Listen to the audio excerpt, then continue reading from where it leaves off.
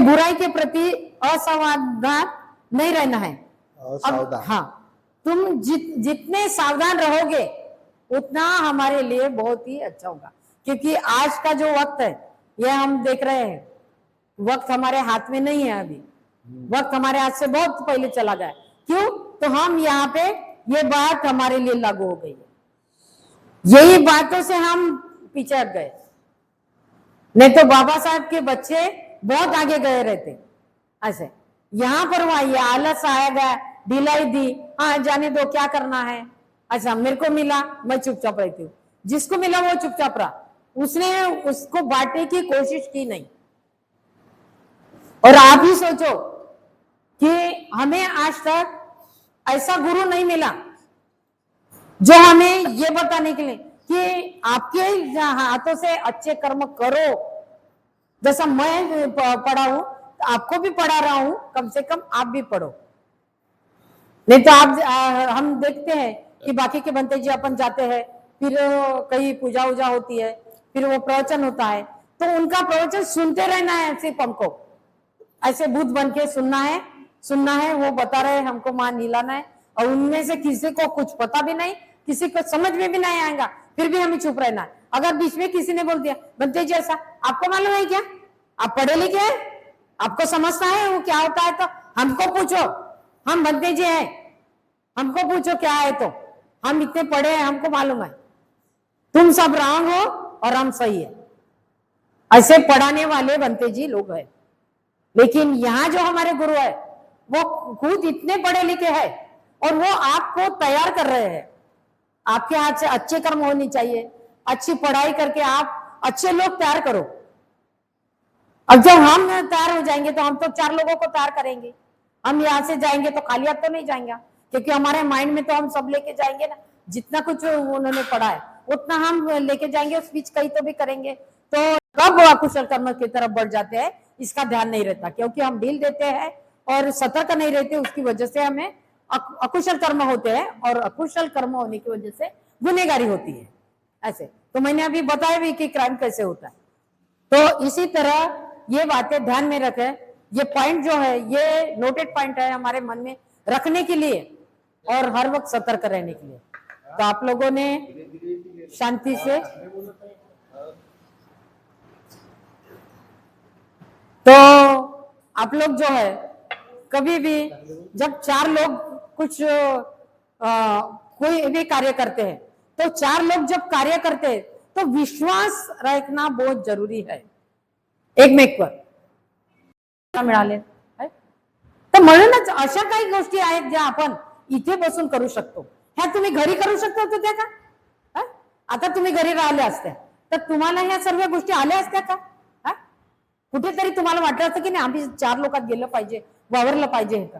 तर मग इथं आपण स्टुडंट म्हणून येतो आहोत, स्टुडंट म्हणून शिकतो आहोत, आपल्याला जे काही आहे विद्यार्थी जीवन, बाबासाहेब म्हणतात की शेवटच्या क्षणापर्यंत मनुष्य हा विद्यार्थी असतो, काहीतरी शिकायचं असतं आपल्याला दुसऱ्याकडून, तर आपण शिकायचं, चांगल्या गोष्टी शिकायच्या, चांगल्या प्रेरणा घ्यायची दुसऱ्याकडून, असं अविश्वास करायचा नाही। आणि याच्यानंतर तुम्हाला तेही सांगते की कोणताही कार्यक्रम तर रत्नमाला रागेंबाई हिला नाही घेतलं तर, वैशालीला रागेंबाई हिला नाही घेतलं तर, हे मनात आणायचं नाही, चाहे माझा कार्यक्रम असो। तुम्हाला तेही सांगत आहे, माझा बर्थडे असो की माझा अदरवाईज कोणताही कार्यक्रम असो, मला घेतलंच पाहिजे असं जरुरी नाहीये, मी कधीच नाराज नाही होणार। उलट तुम्ही माझ्याशी बोलून राहिले, तुम्ही मैत्रिणी आहे, माझ्या दुःखात सहभागी झाल्या, याचा आनंद होईल मला। कारण मैत्री हा शब्द आहे दुःखातून बाहेर निघण्याचा। मी ज्या दुःखामध्ये होती, मी 15-20 दिवस इकडे काही आली नाही, 2-3 हप्ते आली नाही क्लासला, मला शैलाने फोन केला, आणखी किती दिवस ते दुःखात राहशील म्हणे, तिथून बाहेर निघायचं नाही का तुला असं? अरे म्हटलं तब्येत बरोबर, ते तब्येतीचा बहाणा नको सांगू, या हप्त्यात तुला यायचं म्हणजे यायचं, दुःख तर सर्वच येते, मग त्या दुःखालाच कटाळून बसायचं का? तिथून बाहेर निघायचं आपण। ये जरा 4 लोकात ये, हे वाट बघत आहेत मैत्रिणी तुझ्या, मला इतका आनंद झाला, चला माझी वाट बघत आहेत, गेलं पाहिजे। आणि इथं आल्याच्या नंतर मला ते दुःख बाजूला झालं ना, ते दूर होत गेलं आणि मी चांगल्या म्हणजे पॉझिटिव्ह एनर्जी आली मला असं। तर म्हणूनच आपण एक मैत्री या एका परिवार म्हणून एक मैत्री आहे आपली, त्या मैत्रीचा विकास झाला पाहिजे, त्या मैत्रीवर पुरेपूर आपला विश्वास असायला पाहिजे आणि त्यानुसार आपण असेल आपल्यामध्ये काही, आताच सांगितलं कुशल कर्म प्रत्येकात असते, माझ्यातही असेल. कधी कधी आपल्याला वाटते विचारू का हिला असं असं का, हे डाऊट फुल असते.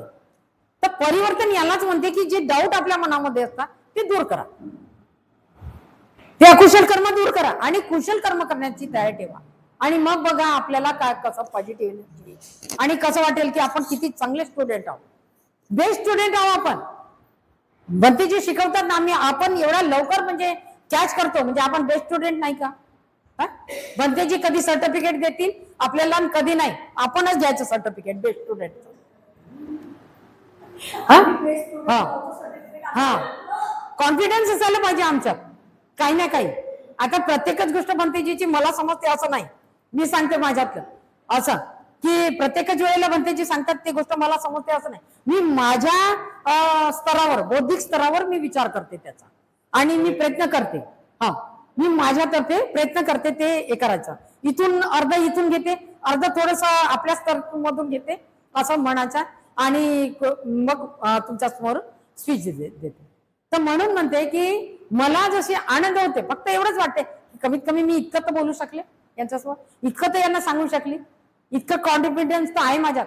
म्हणजे फुल कॉन्फिडन्स नाही, इथं उभं राहा, हा मंच आहे आपल्यासाठी, असं समजा परिवर्तनासाठी मंच आहे.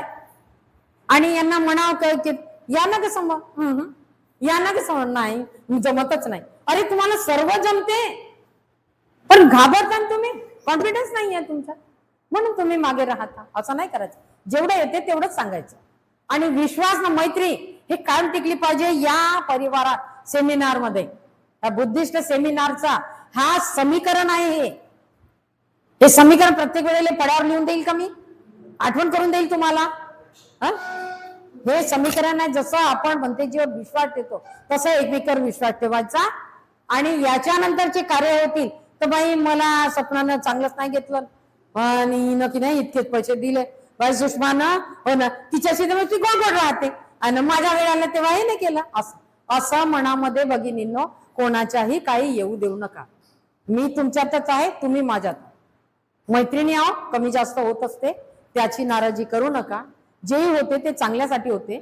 आणि एक परिवार जेव्हा असतो ना, तर रत्नमालानी जर निर्णय घेतला असेल की काहीतरी करायचा तर मी तिच्या सहभागी आहो, कारण परिवारातला हिस्सा आहे, ती सदस्य आहे परिवाराची, तिला अधिकार आहे तो निर्णय घेण्याचा असा, तर ती घेते. फक्त तिच्यावर आक्षेप घेऊ नका की बाई ग मी इतके दिले होते त्याचा तो हिशोबच नाही केली. अगं 500 रुपये 5 दिशेनं जातात. म्हणून त्याच्यावर विश्वास ठेवा आणि चांगले चांगले कार्यक्रम राबवण्याचा प्रयत्न करा. वाईट वाटून नका घेऊ.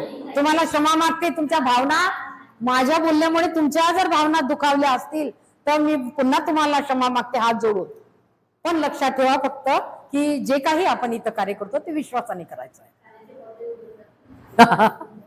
चला, जय भीम. सम्राट अशोकाची 5वी पत्नी तिस्सरक्षिता ब्राह्मण होती. तिने आपल्या प्रधान म्हणजे जो ब्राह्मण त्या बुद्धगयाचा जो प्रधान होता, प्रमुख सेनापतीचा, त्याच्या हाताने सम्राट अशोक म्हातारा झाला. ही तरुण होती, दोघांच्या वयामध्ये खूप अंतर होतं. ही तरुण होती आणि म्हातारपणी ती त्यांच्या घरात घुसली आणि तिनं पूर्ण कब्जा आपल्या हातात घेतला. सैन्याचा, संपत्तीचा पूर्ण कब्जा आपल्या हातात घेतला. आणि तिने ते बोधिवृक्ष, ज्या बोधिवृक्षाखाली तथागत बुद्धाला संमती प्राप्त झाली, ते बोधिवृक्ष तिने जाळायला लागले. जाळल्या गेलं ते बोधिवृक्ष. जाळल्यानंतर सम्राट अशोकाला जेव्हा माहित झालं, सम्राट अशोक निराश झाले. त्यांनी जाळल्यानंतर ते जमीन पुन्हा खोदायला लावली. ती जमीन पुन्हा खोदायला लावली, इथपर्यंत खोदायला लावली की एक मूळ दिसेपर्यंत. जमिनीतून एक मूळ दिसलं त्या मुळाला पाणी टाकून दूध टाकून मोठं करून पुन्हा त्या ठिकाणी वृक्ष तयार झालं. तसंच अंगुलीमालला म्हटलं बुद्धाने की तुझ्यामध्ये बीज आहे, तू अजूनही चांगला व्यक्ती बनू शकतो. म्हणून व्यक्तीमध्ये ती भावना निर्माण असली पाहिजे की जो विश्वास आहे, विश्वास कायम असला पाहिजे. आपल्यामध्ये विश्वास नाही, त्याच्यामुळे खूप नुकसान होत आहे. भावाचा विश्वास नाही, भाऊ बहिणीचा विश्वास नाही, मुलाचा वडिलांवर विश्वास नाही. आपल्या सगळ्यात मोठी जी चूक होत आहे, सगळ्यात आपण जे अधोगतीला चाललो त्याचं मुख्य कारण आपल्याला आपसामध्ये विश्वास राहिलेला आहे, कॉन्फिडन्स राहिलेला आहे. तो आपल्याला सेमिनरीमध्ये असं नाही म्हणत की मी खूप विद्वान आहोत, मला खूप येते, माझ्यापेक्षाही विद्वान लोक आहेत, माझ्यापेक्षाही खूप चांगले बोलणारे लोक आहेत, माझ्यापेक्षाही चांगले शिकवणारे लोक आहेत. आपण सेमिनरी चालवण्याचा उद्देश तोच की एकामेकाचा विश्वास असणारे लोक आम्हाला या ठिकाणी निर्माण करायचे. तुम्हाला जास्त येते की नाही तो प्रश्न नाही, मला जास्त येते की नाही तो प्रश्न नाही, परंतु आमचा आपसामध्ये विश्वास आहे की नाही हा महत्त्वाचा आहे. आणि म्हणून एखाद्यावर काम सोपवलं म्हणजे सोपवलं, पुन्हा पैसे उरले काय, किती पैसे उरले, पैसे खाल्ले का, पैसे कोणी किती खर्च झाला, तो खर्चाचा हिशोब मागणे, पैशाचा हिशोब मागणे म्हणजे कुठे ना कुठं तरी आपला विश्वास कमी पडतो. ज्याला वाटलं त्यांनी तो सांगू शकते की इतका मला माझ्याकडे जमा झाले पैसे, इतका माझा खर्च झाला, इतके पैसे मला माझ्या जवळून भरावं लागले. जर तुमची इच्छा असेल तर तुम्ही कलेक्शन करून देऊ शकता, नाही तर मग मला भरावं लागेल, एवढंच. परंतु गैरविश्वास, गैरसमज, संशय हा माणसाच्या मनामध्ये येतो. संशय हा खूप खतरनाक आहे. गैरविश्वास हा सगळ्यात मोठा घातक शत्रू आहे आपला. आणि म्हणून आपण जे कार्यक्रम घेतो त्या कार्यक्रमामध्ये एक गोष्ट लक्षात ठेवायची की कोणावरही गैरविश्वास करणं, कोणावरही जबाबदारी द्या, त्याच्यावर जबाबदारी दिली समजायचं की तो जबाबदारी पूर्णपणे विश्वासनीय करत आहे, हे लक्षात ठेवून आपण काम करायचं. आणि जे लोक धर्मामध्ये गैरविश्वास करतात ते लोक फार भयानक. आजकाल धर्मामध्ये, आपल्या बुद्ध धर्मामध्ये सुद्धा विश्वासघात करणारे लोक खूप आहेत, पुष्कळ लोक आहेत. बुद्ध धर्माचं कार्य कमाईचं साधन म्हटलं काय, तिथून आपलं जीवन जगतात, कमाई करतात. तसं आपल्याला नाही करायचं. सेमिनरी परमपूज्य डॉक्टर बाबासाहेब आंबेडकर, तथागत बुद्ध, महात्मा ज्योतिराव फुले, सावित्रीबाई फुले यांना कोटी कोटी वंदन. त्याचप्रमाणे आमचे आदर्श शिक्षक बुद्धने बदन धम्मसाथी यांना कोटी कोटी वंदन. आपणसुद्धा माझ्या मैत्रीपूर्ण झाली. बंधूंनो, ही बुद्धिस्ट सेमिनरी म्हणजे फक्त श्रवण करण्याकरता नाही आहे, तर आपल्याला इथून धम्म प्रचार निर्माण करणे अत्यंत महत्त्वाचं आहे. जोपर्यंत धम्म प्रचारक निर्माण होणार नाही तोपर्यंत धम्माचा प्रचार होणार नाही. मिलिंद राजा आणि नॉक्सेन, हे नॉक्सेन अगदी 20 वर्षाचे असताना सुद्धा त्यांनी मिलिंद राजाला हरवलं आणि आपला उपवास केला. तर असे जर आपल्यामधून धम्म प्रचारक निर्माण झाले तर हा धम्म पुढे पुढे वाढेल आणि चांगलं वाढेल. नाही तर धम्म प्रचारक जे निर्माण झालेले नाही तर मग आपण काय करू. बदनजी आपल्याला शिकवतात, मी त्यांचा आदर करतो, कारण माझा परिचय चंद्रमणी नगरापासून आहे. त्यांच्या माझ्या परिचय फार चंद्रमणनगरपासून आणि फार चांगले म्हणजे जे आहे चांगले शिकवतात. आणि असे शिकवणारे भिक्खू जर आम्हाला भिक्खूनी जर आम्हाला तयार झाले तर सुद्धा आपण चांगलं कार्य करू शकतो. परंतु डॉक्टर बाबासाहेब आंबेडकर म्हणतात की हा जो धम्म आहे याने जे 24 तास ज्यांना मिळतो आहे हा भिक्खू आणि भिक्खूनी जो वर्ग आहे या वर्गाला त्यांनी जास्त प्राधान्य दिलेलं आहे, कारण त्यांनी ते संसारापासून मुक्त आहे आणि हे त्यांचे कार्य आहे. परंतु आज मी कुणालाही दोष देत नाही, त्या परीने ते आपले चांगलं काम करतात. त्याचप्रमाणे आम्ही जर चांगले प्रचार जर निर्माण झालं तर आम्ही सुद्धा धम्म प्रचारक होऊ शकतो. आज आपण ज्या ज्या ठिकाणी गेलं तुम्हाला जर संधी मिळाली तर आपण अवश्य त्या संधीचा फायदा घ्या आणि आपल्याला जे काही बोलता येत असेल ते धम्माबद्दल बोला. आजचा जो विषय फार चांगला आहे, कुशल कर्म आणि अकुशल कर्म करता आपला. कुशल कर्म जीवन जगत असताना मरेपर्यंत कुशल कार्य करणे आणि जिवंत असेपर्यंत कोणतेही वाईट कृत्य आपल्या हातातून होऊ देऊ नये हे फार महत्वाचे आहे. त्याचप्रमाणे अपराध म्हणजे जर तो वाईट वृत्तीला लागला, वाईट प्रवृत्तीचा जर झाला तर तो धम्म प्रचारक होऊ शकणार नाही आणि धम्म जो वाढायला पाहिजे तो धम्माचं तो कार्य करू शकणार नाही. म्हणून आपण नेहमी जागृत राहून प्रज्ञेचा उपयोग करून आपण नेहमी कुशल कार्य करत राहावे हाच आपल्या सेमिनारचा फार मोठा उद्देश आहे.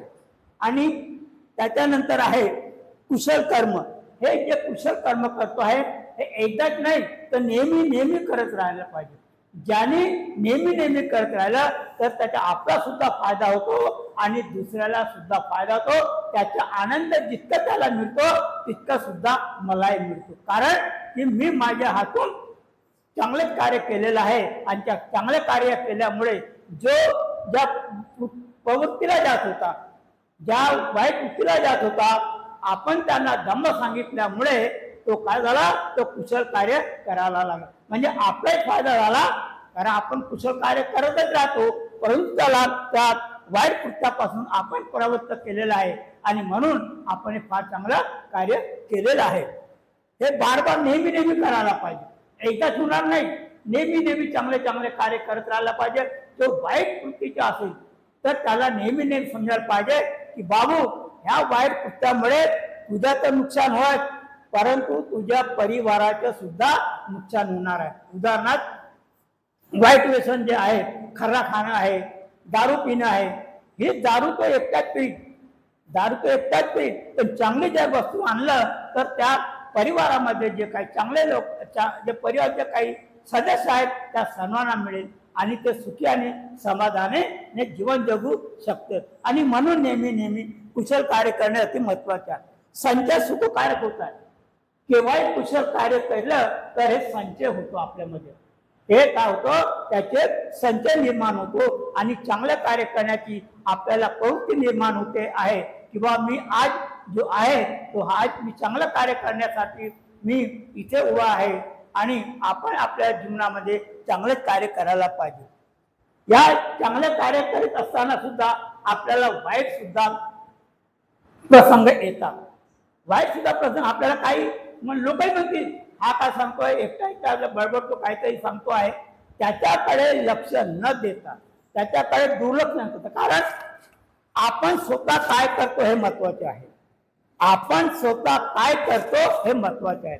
जोपर्यंत आपण स्वतः बदलत नाही तोपर्यंत आपण दुसऱ्याला बदलू शकत नाही. हे फार महत्वाचे वाक्य आहे की जोपर्यंत आपणच बदलणार नाही आपण दुसऱ्याला काय बदलणार आहे. म्हणून आज फॉलो द बुद्धा, जे बुद्धाने मला सांगितलेलं आहे त्याचे आचरण करणे फार महत्वाचे आहे. पंचशीले जे आहे हे धम्माची पहिली पायरी आहे. हे आचरण आहे आणि जे आचरण केलं तर तो साधुवादास प्राप्त होतो. तो चांगलं कार्य करण्यात राहतो आणि त्यांची ज्या समाजामध्ये राहतो, ज्या मित्रामध्ये राहतो, ज्या कुटुंबामध्ये राहतो, त्यांची नेहमी ही स्तुती होते. त्यांची नेहमी हा नाही बा हा मुलगा प्रामाणिकपणा आहे, हा मुलगा चांगला आहे, ही मुलगी चांगलं काम करते आहे, तर नेहमीच तिच्या केव्हाही आपण गुणगान गातो आहे. तर ते आचरणात आणणं फार महत्वाचं आहे. आणि म्हणून यामुळे जर तुम्हाला काही लोकांनी जरी म्हणलं त्याला त्याकडे लक्ष न देणे आणि आपले चांगले कार्य करत राहणे. त्याच्यानंतर आहे की हे आपण काम करत असताना कधी आपण निष्काळजीपणा करू नका. निष्काळजीपणा जर केला, आळशीपणा जर जो केला, तर आळशीपणामुळे आपण पुढे काही कार्य करू शकत नाही. म्हणून म्हटलेलं आहे ढील न देना चाहिए, म्हणजे आपल्याला जो कार्य करतो आहे त्याच्यामध्ये कधीही खंड पडता कामा नाही. जे काम करतो आहे कुशल कार्य ते चांगलंच कार्य करायला पाहिजे आणि नेहमी करता पाहिजे. साधारण आणि जे वाईट कृत्य करतो आपण, त्या वाईट कृत्यापासून त्याचे काय परिणाम होतील याचा सुद्धा आपण विचार करायला पाहिजे. एखादी जर कार्य करतो आहे तर त्याचे परिणाम काय होतील बा, त्याचे दुष्परिणाम काय होतील, त्याच्यावर आपल्यावर काय होईल, त्याच्या तथागत बुद्ध डॉक्टर बाबासाहेब आंबेडकर यांना त्रिवार वंदन, भंतेजींना जय भीम आणि तुम्हा सर्वांना मैत्रीपूर्ण जय भीम. आजचा विषय आहे कुशल कर्म, अकुशल कर्म आणि तथा अपराध. तर आपल्याला जीवन जगण्यासाठी कर्म तर करावंच लागते, कारण की कर्माशिवाय काही होऊ शकत नाही. पण कर्म जर करायचं असेल आणि जीवन जर जगायचं असेल तर ते कुशल कर्म करूनच करायचं ना, ते जीवन चांगलं आहे. जर आपण अकुशल कर्म केले तर आपलं जीवन व्यर्थ जाईल किंवा ते योग्य मार्गाने होणार नाही. त्यामुळे कुशल कर्म आहे. तर कुशल कर्म आपण कशाने, काया वाचा आणि मनाने करतो. वाचेनं आपण चांगलं बोललो तर बरेच लोक आपल्याशी जुळतात, आपल्या जवळ येतात, आणि ते जर आपण समजा कठोर वाणीनं बोललो तर आपल्यापासून दूर जातात लोक. म्हणजे शारीरिक पण आणि मानसिक, मनात जर चांगले विचार आले तर आपण चांगले कर्म करू, तेच वाईट विचार आले तर वाईट कर्म करू. म्हणून जे कर्म करतो आपण ते आपल्या मनाला पटते की नाही, किंवा आपण जो कर्म करत आहोत, कार्य करत आहोत, तर त्याचा परिणाम योग्य होईल की नाही, चांगला होईल की नाही, तर हा विचार करून आपण कर्म करायला पाहिजे. आणि कर्म का एक आजच्याच दिवशी आपण चांगले कामं करून होणार नाही, तर ते रोजच्या निरंतर जीवनामध्ये जे आहे ते नेहमी आपण चांगले कर्म करण्याचा प्रयत्न करायला पाहिजे. की आज माझ्या हातून कुशल कर्मच होईल, काही वाईट होणार नाही, कोणाचं मन दुखणार नाही किंवा कोणाचं नुकसान होणार नाही किंवा माझ्याही हातून अपराध होणार नाही. तर जर समजा आपण आपलं ज्या कामामुळे कर्मामुळे आपलंही चांगलं होत असेल आणि दुसऱ्यांचं पण चांगलं होत असेल तर ते कुशल कर्म झाले. आणि याच्याच विरुद्ध जर आपल्या मनात कटुता असेल, आपलं मन चांगलं नसेल आणि त्याचे दुष्परिणाम होत असेल दुसऱ्यावर, म्हणजे त्यांना वाईट वाटत असेल, तर ते अकुशल कर्म झाले.